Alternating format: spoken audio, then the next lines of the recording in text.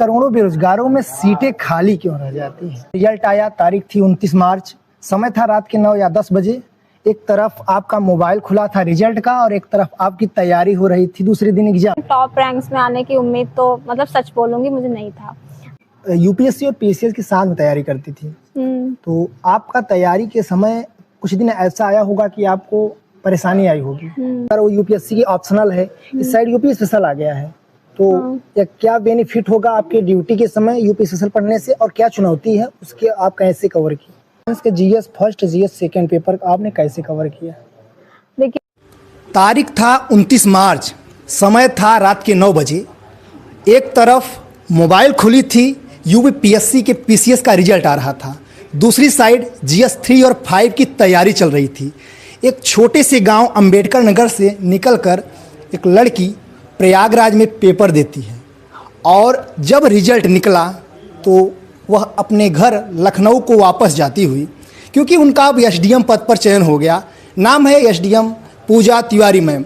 एक छोटे से गांव से निकलकर आज अपने गांव और अपने कुल का नाम रोशन किए हैं। आज हम उन मैम से आपको मिलवाएंगे, उनके दास्तानों को बताया जाएगा, उनके इस गांव से फुल रिपोर्टिंग हो रही है। तो हम आपसे आज मिलवाने जा रहे हैं एसडीएम रैंक 7 यूपीपीसीएस 2024 पूजा तिवारी मैम। मैम पहले आपको बहुत बहुत शुभकामनाएं, आप यूपीपीसीएस में परचम लहराई हैं और टॉप 10 में आई हुई हैं। Thank you sir, thank you. Result आया, सबसे पहले मैम आपका स्वागत है हमारे चैनल डिप्लोमेटिक हर्ष पर। तो आप मैम बताइए कि जब आपका रिजल्ट आया, तारीख थी 29 मार्च, समय था रात के 9 या 10 बजे। एक तरफ आपका मोबाइल खुला था रिजल्ट का और एक तरफ आपकी तैयारी हो रही थी दूसरे दिन एग्जाम की, मेंस की। तो आप उस दिन मम्मी के साथ भी थी और आप प्रयागराज से अपने लखनऊ वाले घर वापस जा रही थी, तो कैसा प्रतिक्रिया था उस दिन का? उस दिन का यही था कि शाम से ही लग रहा था कि रिजल्ट आने वाला है, काफ़ी एक्टिव थे लोग टेलीग्राम पे। तो लेकिन मेरा पेपर भी था तो मैं पढ़ने की भी कोशिश कर रही थी, क्योंकि मुझे ये था कि शायद कोई रैंक आ जाए, लेकिन टॉप रैंक्स में आने की उम्मीद तो मतलब सच बोलूँगी मुझे नहीं था। तो फिर टॉप रैंक में, हाँ, और एसडीएम बनने में, एसडीएम टॉप रैंक में मुझे था कि कुछ ना कुछ रैंक तो मिलेगा ही, क्योंकि पेपर सही गया था। लेकिन टॉप रैंक मिलेगी इसकी उम्मीद नहीं थी। तो मुझे था कि मेंस तो देना ही है, तो मुझे पढ़ना तो पड़ेगा ही, क्योंकि कल पेपर है। तो मैं पढ़ रही थी और बीच में टेलीग्राम भी चेक कर रही थी कि रिजल्ट तो नहीं आ गया। फिर मुझे लगा रिजल्ट नहीं आएगा, क्योंकि काफ़ी लेट नाइट रिजल्ट आया था। और फिर लेकिन अचानक आ गया रिजल्ट। तो मम्मी को मैंने बताया नहीं था, क्योंकि मुझे लगा वो प्रेशर लेंगी कि रिजल्ट आने वाला है। तो मम्मी तो सो गई थी। फिर रिजल्ट आया अचानक, तो फिर मैंने मम्मी को जगाया। मम्मी पहले तो डर गई कि क्या हो गया, ये रात में जगा रही है। फिर मैंने बोला रिजल्ट आ गया, मेरा हो गया एसडीएम। तो बोल रही है कि अच्छा चेक करो पहले, 1-2 बार सही है, तुम्हारा ही रोल नंबर है। तो मैंने बोला हाँ मेरा ही है, बस यही था फिर।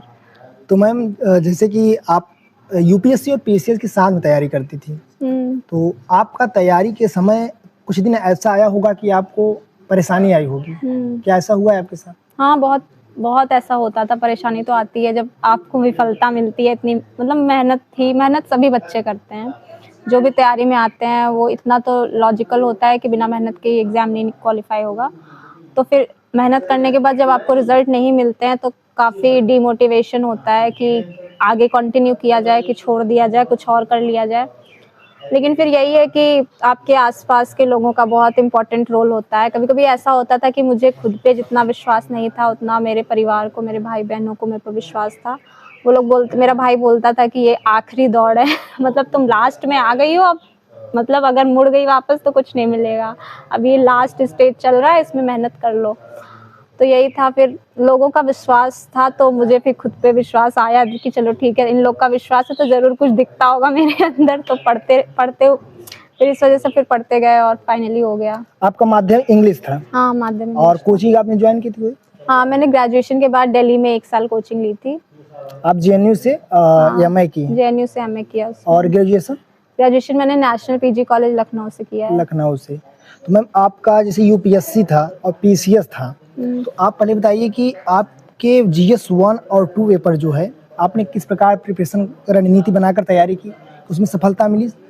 प्री की तो प्री का पहले मैम सीसेट हो गया? हाँ, सीसेट और जीएस। उसके बाद जीएस। तो जीएस के लिए, क्योंकि मैंने यूपीएससी की तैयारी की थी, तो मैंने स्टैंडर्ड बुक्स सारे सब्जेक्ट की पढ़ रखी थी, जो बेसिक सबको ही पता होता है, जैसे लक्ष्मीकांत है, पॉलिटी के लिए, हिस्ट्री के लिए स्पेक्ट्रम है, एंशियंट मेडिवल हिस्ट्री के लिए एनसीईआरटीज हैं, ज्योग्राफी के लिए 11th-12th की एनसीईआरटी है, और इन्वायरमेंट के लिए शंकर आईएएस की बुक है।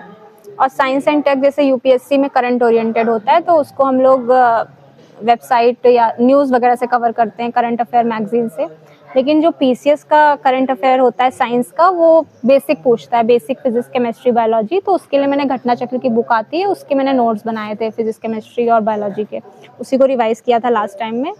तो और हाँ, आप सारी स्टैंडर्ड बुक्स को पीसीएस के लिए घटना चक्र के साथ सप्लीमेंट करिए, क्योंकि कॉन्सेप्ट के साथ फैक्ट भी जरूरी है पीसीएस में, फिर इससे बेसिक्स प्रीलिम्स हो जाएगा आपका। तो घटना चक्र के बाद भी शॉर्ट आंसर बनता है, शॉर्ट नोट्स बनता है क्या? घटना हाँ। चक्र का मतलब उसका दायरा बड़ा रहता है, तो उसको कम करने के लिए। हाँ, क्योंकि घटना चक्र काफ़ी मोटी होती है, तो आप एग्जाम के पहले उसको रिवाइज नहीं कर सकते हैं। तो मैंने तो मतलब शॉर्ट नोट्स बनाए थे घटना चक्र के, जो मैं एग्जाम से पहले रिवाइज कर पाऊँ। और मैम जैसे कि यूपी पीसीएस का सीसैट कैसा होता है? यूपी पीसीएस का सीसैट, मतलब मुझे यूपीएससी के सीसैट में 2023 वाला मेरे लिए वो एक चैलेंज हुआ, क्योंकि उसकी वजह से मेरा उस साल प्रीलिम्स नहीं हुआ। लेकिन जो है क्या कहते हैं, पीसीएस का सीसैट में मुझे उतना चैलेंज नहीं फेस करना पड़ा, क्योंकि बेसिक ही पीसीएस के सीसैट में basic maths, basic reasoning, Hindi basic ही आती है।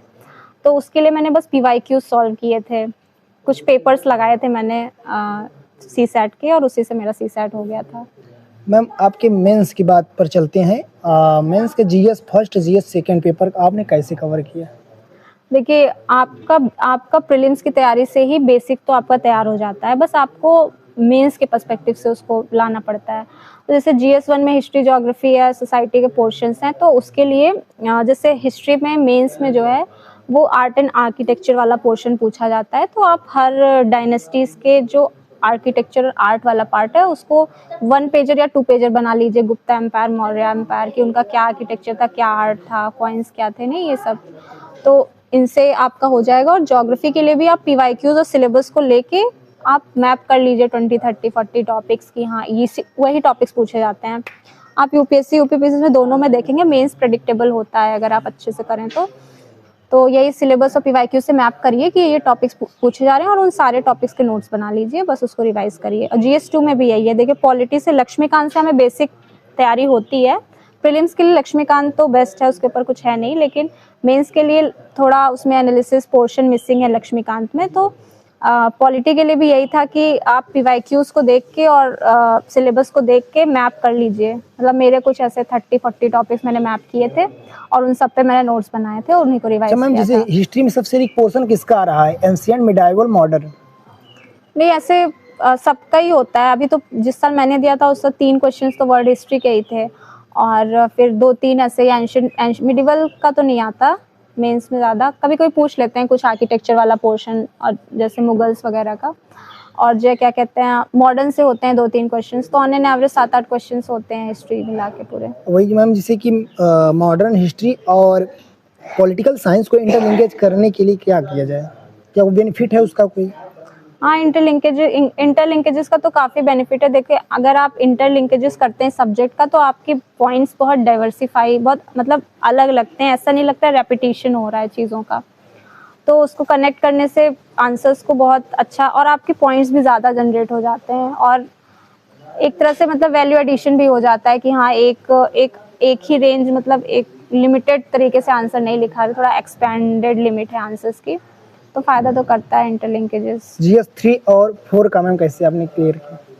देखिए, जीएस3 में तो इकोनॉमिक्स है, और सोसाइटी नहीं सिक्योरिटी है, एनवायरनमेंट है, साइंस एंड टेक है।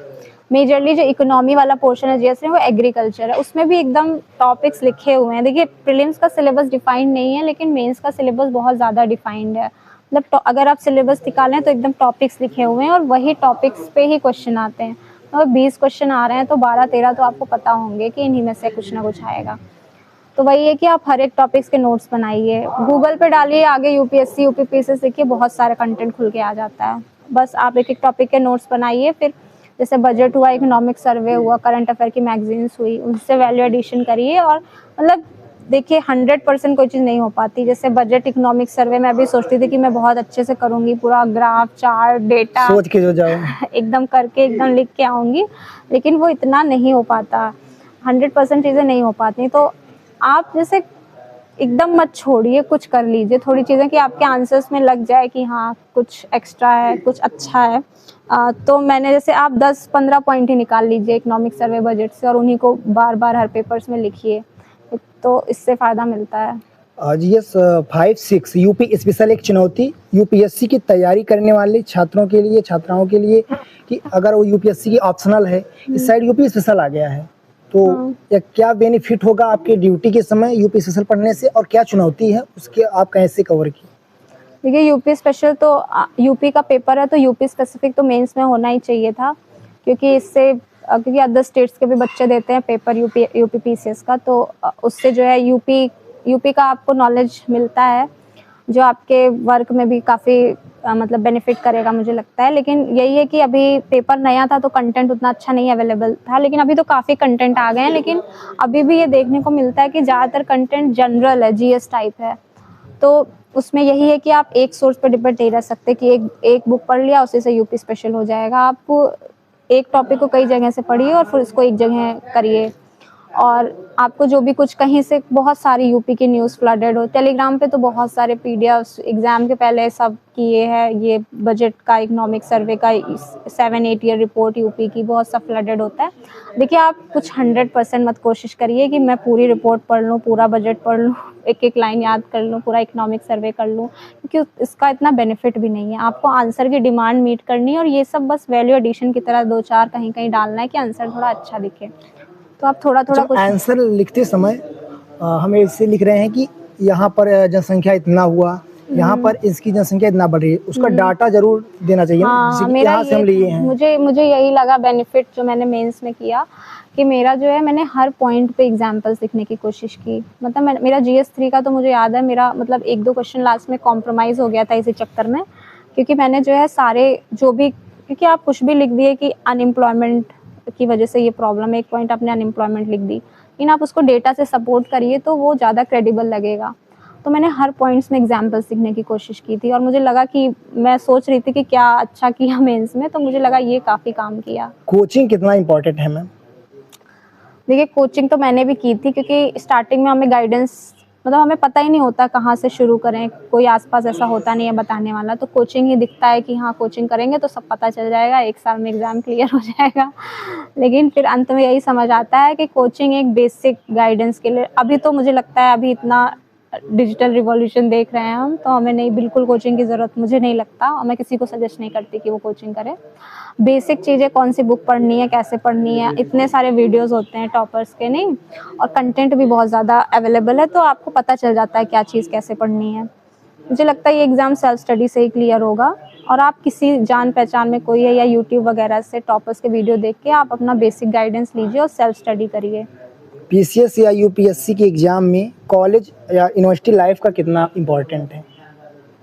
कॉलेज और यूनिवर्सिटी लाइफ का, देखिए कॉलेज और यूनिवर्सिटी लाइफ इम्पॉर्टेंट है कहीं ना कहीं पर्सनालिटी डेवलप करने में, लेकिन मेरा यही था कि मैं ग्रेजुएशन में मैंने थोड़ा कॉलेज लाइफ किया था एंजॉय, लेकिन इसमें आप पीएचडी कर रहे हैं? हाँ, लेकिन थोड़ा देखिए आपको सोशल लाइफ, देखो कॉलेज में हमेशा ही कोई ना कोई गैदरिंग, फंक्शन, इवेंट्स होते रहते हैं, तो अगर, क्योंकि जब मैं पोस्ट ग्रेजुएशन कर रही थी जेएनयू में, तो मैं तैयारी में ही थी, तो मैंने आप जब वहाँ से जेएनयू में पढ़ रही थी तो उसी समय आप कोचिंग ज्वाइन की थी उसके बाद? नहीं, उसके पहले किया था। अच्छा। मतलब कोचिंग करके फिर यूनिवर्सिटी ज्वाइन की थी। अच्छा।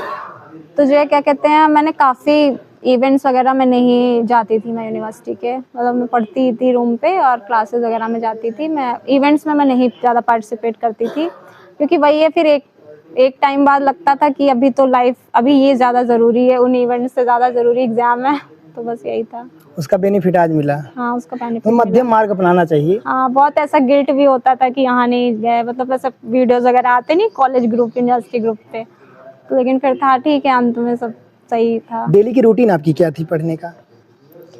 रूटीन यही था कि मतलब मैं लेट नाइट पढ़ती थी और सुबह से 9-10 बजे उठती थी सो के, और मेरा मतलब दिन में यही था कि पढ़ना है, थोड़ा बहुत मतलब मेजरली पढ़ाई ही होता था डेली रूटीन में। और ऐसा नहीं है, कभी कभी ब्रेक भी लेती थी, कहीं घूमने चले गए या कोई मूवी देख लिए, कोई सीरीज देख लिए या किसी किसी दिन कभी बहुत ऐसा होता था। तो देखिए ऐसे बना दिया गया, कुछ लोग बोलते हैं कि अगर आप एक साल में एक दिन भी नहीं पढ़े तो आपका उस साल का अटेम्प्ट गया। देखिए इतना ज़्यादा मुझे नहीं लगता, इतना हाइप मत करिए, इससे जो बाकी बच्चे तैयारी कर रहे हैं बहुत प्रेशर होता है, क्योंकि 365 दिन में ऐसा नहीं हो सकता कि आपका एक दिन भी ना वेस्ट हो। आप जब भी पढ़िए अच्छे से पढ़िए, फोकस होके, और कोशिश करिए अपना सिलेबस अच्छे से पूरा करिए, थोड़ा प्रैक्टिस करिए, और इतना नहीं कि एक दिन भी नहीं वेस्ट करना है। कभी कभी एक हफ्ते भी नहीं पढ़ रहे हैं। मेरा तो जब यूपीएससी का सेकेंड अटेम्प्ट में प्री नहीं हुआ था तो मैं 1 महीने तक नहीं पढ़ पाई थी, मैंने कुछ नहीं पढ़ा था, मैं बुक्स तक नहीं, मुझे बुक्स नहीं खोलने का मन कर रहा था। मतलब आपका यूपीएससी नहीं हुआ इसलिए डिमोटिवेट हो गई थी? हाँ, मैं बहुत ज़्यादा डिमोटिवेट हो गई थी। कैसे आपने उससे छुटकारा पाया?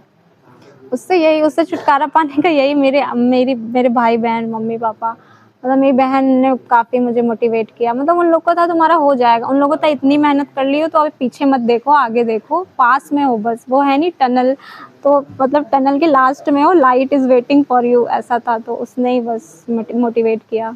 आप जेएनयू जवाहरलाल नेहरू यूनिवर्सिटी से पढ़ी हुई हैं, देश की नंबर 1 की यूनिवर्सिटी है, साहित्य का गढ़ है, प्रोफेसर का गढ़ है, आईएएस की फैक्ट्री है। आप कोई कविता अपने माध्यम से, पोएट्री आपने लिखा है? हाँ, मैंने एक कविता लिखी थी क्राइम अगेंस्ट वुमेन पे, अभी मुझे वही याद आ रही है। 1-2 साल पहले लिखी थी कि पहले? नहीं, अभी मैंने पिछले साल ही लिखी थी।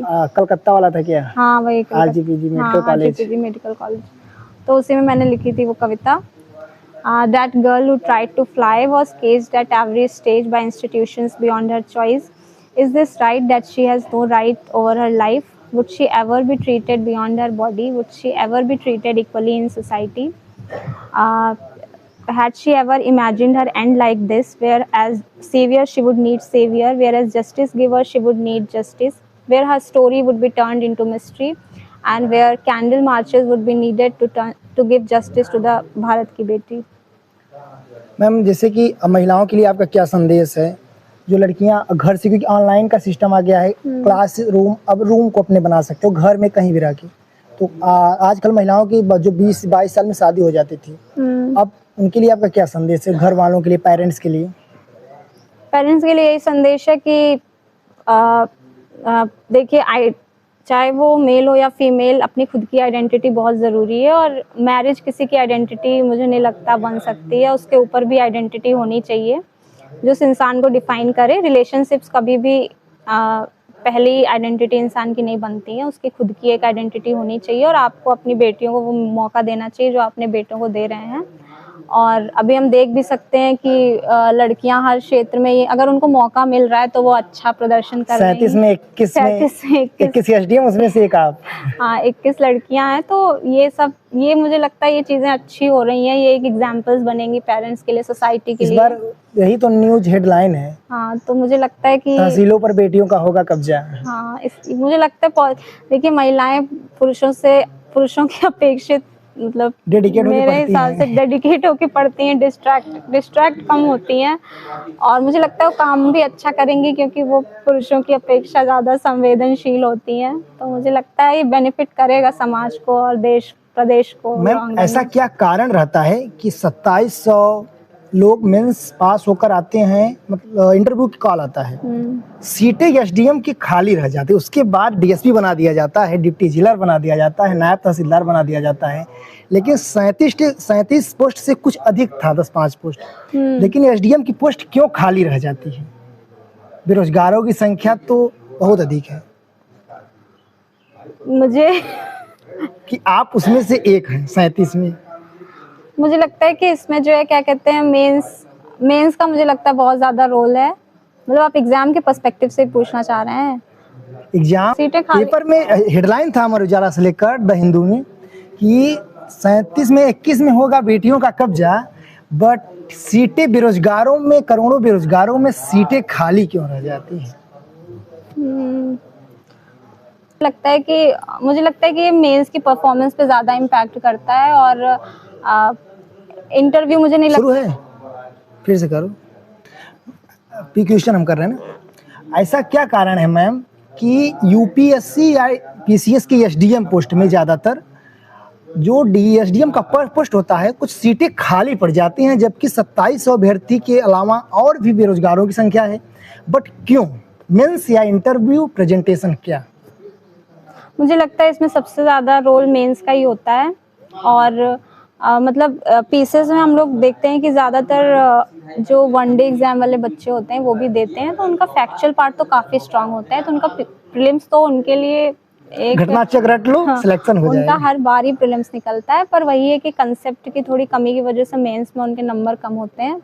और इसी वजह से, क्योंकि इंटरव्यू मुझे लगता है एवरेज नंबर तो मिलते ही हैं सबको, और एक लिमिट भी होती है कि इससे नीचे नहीं दे सकता बोर्ड किसी को, तो इंटरव्यू का उतना रोल नहीं होता। और मुझे लगता है अगर मेंस में अच्छे नंबर हो तो ये जो सीट खाली हो रहे हैं ये ना हो। तो मतलब मेंस के हाँ। सबसे अधिक महत्वपूर्ण मेंस है। सबसे अधिक महत्वपूर्ण मेंस है। हम आंसर राइटिंग कैसे बेहतर बनाएं? आंसर राइटिंग देखिए, पहले तो आपको कंसेप्ट अच्छा होना चाहिए कि कोई भी आंसर आए तो आप लिख लीजिए, और उसके बाद जब आपका एक बेसिक तैयार है कि हाँ आप एक एवरेज आंसर लिख ले रहे हैं, तो फिर आप उसको थोड़ा आप स्केल करने की कोशिश कर सकते हैं। उसके लिए आप वैल्यू एडिशन पे फोकस करिए। और वैल्यू एडिशन ऐसा है कि अगर आप 2-3 महीने पहले कोई कंटेंट पढ़े हैं, सोच रहे हैं कि इससे हम सब लिख के आएंगे, तो वो आपको नहीं याद आने वाला है और आपके एवरेज आंसर ही आने वाले हैं। तो उसके लिए आप एक ऐसा कंटेंट बनाइए हर सब्जेक्ट के लिए 10-15 पेज का, जो आप पेपर के पहले ज़रूर रिवाइज करके जाइए, तभी वो चीज़ें आपके पेपर में आ पाएंगी।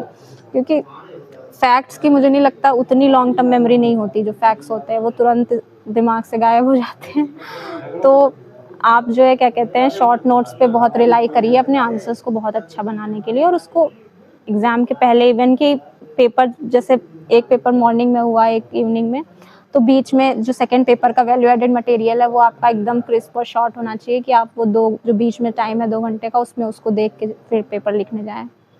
मैम जैसे कि यूपी PCS या IAS हो गया, इसके लिए हम एक कोचिंग के सहारे रहते हैं या किसी के सहारे रहते हैं, बट जो CSET हो गया, मतलब कोई भी हो गया, क्या तैयारी 12th की बात करनी चाहिए या ग्रेजुएशन के बाद? मुझे नहीं लगता कि आपको 12th के बाद तैयारी करनी चाहिए। हाँ, सिविल सर्विसेज एक अच्छा प्लेटफॉर्म है, आप समाज के लिए कुछ कर सकते हैं बहुत ही अच्छा, लेकिन इतना भी इस चीज़ को इतना भी हाइप करने की ज़रूरत नहीं है कि आप 12 से 8 से, कुछ लोग तो 6 से ही मतलब कि अपने बच्चे को 11 से हमारे मन में है। नहीं, मैंने तो काफ़ी पहले से भी अभी देख रहे हैं हम कि टीना डावी मैम का जो वीडियो है ना कि 11 से हमने तय कर लिया था कि हम IAS बनेंगे। हाँ, नहीं तो मेरा थोड़ा अलग व्यू पॉइंट है इस पे। मुझे नहीं लगता कि इतनी जल्दी आपको किसी मतलब, क्योंकि ये आर्ट्स है, देखिए इसका अगर है कि आप अगर नहीं बाय चांस आपका कुछ गड़बड़ी की वजह से आपका नहीं क्लियर होता है, तो थोड़ा डाइवर्सिफाई करने का ऑप्शन कम है। और आज का ऐसा मतलब टाइम है कि आपको टेक्निकल स्किल्स किसी भी जॉब में चाहिए, आपको स्किल्स की बहुत ज़रूरत है। तो मुझे लगता है आप अच्छे से ग्रेजुएशन करिए, एक प्रोफेशनल आप करिए, अगर आपका मन है तो आप नॉर्मल भी करिए अपना ग्रेजुएशन, लिटरेचर आपको इंटरेस्ट है तो करिए, लेकिन अपना एक मतलब प्लान भी रेडी रखिए। मेरा मतलब मैं ये बहुत ही ज़्यादा एम्फेसिस देना चाहूँगी कि जो सबसे इम्पोर्टेंट है कि plan B is very important, क्योंकि जो है this exam is very uncertain. सब कुछ करने के बाद भी देखिए मेहनत, जो लोग बच्चे इस तैयारी इसको कर रहे हैं वो मेरे हिसाब से वो सब लोग मेहनत करते हैं। और जो है क्या कहते हैं, मुझे लगता है कि प्लान भी हमेशा होना चाहिए दिमाग में, और अगर प्लान भी नहीं होता है तो बहुत ज़्यादा एक प्रेशर बनता है, और वो प्रेशर आपकी परफॉर्मेंस को पूरा इम्पैक्ट करता है। तो अगर प्लान भी रहेगा तो आप बहुत ही कूल होके तैयारी। और मेरा एक ये भी था कि मैंने जैसे फर्स्ट अटेम्प्ट मेरा UPSC का जब नहीं हुआ, तो मैंने जो है अपना प्लान भी सोचना एकदम एक्टिवली स्टार्ट किया, PhD की PhD एकदम MA और फिर PhD में एडमिशन। उससे मुझे बहुत ही ज़्यादा मेरा माइंड मतलब फ्री हुआ कि हाँ ठीक है, अगर ये नहीं तो मतलब I have something to do, I will not be unemployed. तो ये चीज़ ने बहुत ज़्यादा मुझे मेंटल सिक्योरिटी दी, और उसी से मुझे लगता है मेरी परफॉर्मेंस इम्प्रूव हुई। अच्छा मैम, आप GRF क्वालिफाई होंगी, हाँ तो MA का सिलेबस टोटल आता होगा उसमें? हाँ, MA का ही है पूरा। MA का।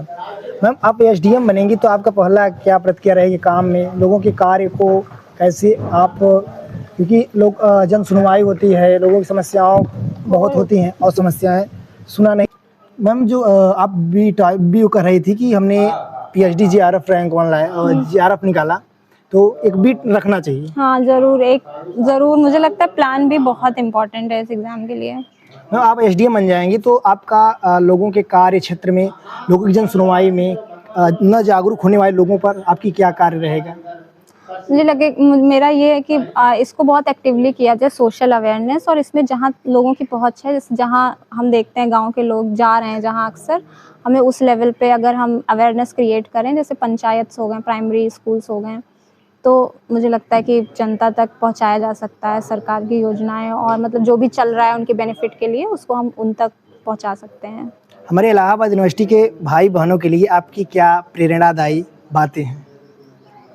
मैं यही कहना चाहूँगी कि आप अपना जो भी गोल बनाए हैं उसको पूरी ऑनेस्टी के साथ उसके लिए काम करिए और हार्ड वर्क करिए। शॉर्टकट मत ढूंढिए सक्सेस का कोई शॉर्टकट नहीं होता है, और आपको वो प्रोसेस के थ्रू जाना ही पड़ेगा। आप अगर सोचेंगे कि कुछ रास्ता मिल जाए और मैं पहुंच जाऊं फाइनल डेस्टिनेशन तक, तो ऐसा नहीं है। आपको वो स्ट्रगल वो सब के थ्रू आपको जाना पड़ेगा, और आप हार्ड वर्क करिए, अपने खुद के ऊपर कॉन्फिडेंस रखिए, क्योंकि कॉन्फिडेंस भी इस जर्नी का बहुत इम्पोर्टेंट पार्ट है। तो अगर ये सब है तो मुझे लगता है कि आप सक्सेसफुल जरूर होंगे। कॉन्फिडेंस रहेगा तभी आप पढ़ाई कर सकते तभी हैं। पढ़ाई, जब पहले से ही लगेगा कि नहीं कुछ होना नहीं है, तो पढ़ाई में भी आप 100% नहीं दे जैसे मैं यहाँ आया तो मुझे कॉन्फिडेंस था कि मैम से मिलना है, कॉन्फिडेंस नहीं रहता तो मैं वहाँ पर आ भी नहीं सकता। तो सबसे पहले मैम आपको बहुत शुभकामनाएं, फिर से आप एक अच्छे अधिकारी बनी हुई हैं, लोगों को समस्याओं को सुनेंगी हम आशा करते हैं। बहुत बहुत धन्यवाद समय देने के लिए। Thank you.